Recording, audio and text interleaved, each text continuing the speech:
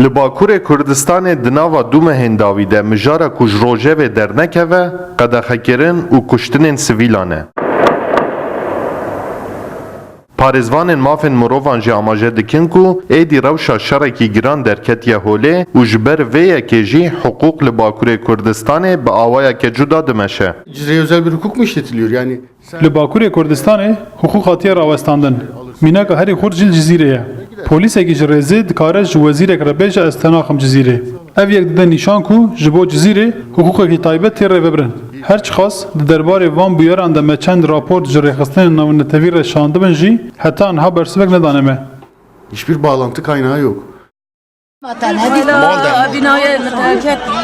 Mafnas amaje dikin ku ew her roj bi binpêkirineke din re rûbirû dibin û hejmara van binpêkirinan jî ew qas zêde ye ku êdî dwarê şopandinê de ew neçar dimînin. Li gorî peymana Cenevreyê kesên ku şer dikin divê sivîla ji şer biparêzin. Devleta Tirkiye jî qaşo vê peymanê îmzekirî û PKK jî dibêje ku ez li gorî vê peymanê tevdigerim. Em her tim bangevazî him li devletê him li kesên çekdar li PKK dikin. Êdî ji bo ev şer bêdawî kirin. Li gorî amarên dawî di nava 6 rojan de tenê li Cizîra Botan 20 sivîlan jiyana xwe ji dest dane û hejmara birîndaran jî naye zanîn.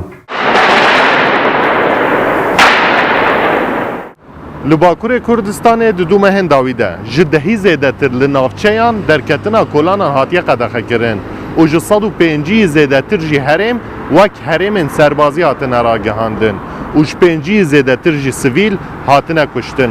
Saziyên sivîl amaje dikin ku pêwîst e êdî yekîtiya Ewropa û neteweyên yekbûyî li gel vê rewşê bêdeng nemînin. Bayrûksel, Rûdaw, Amed.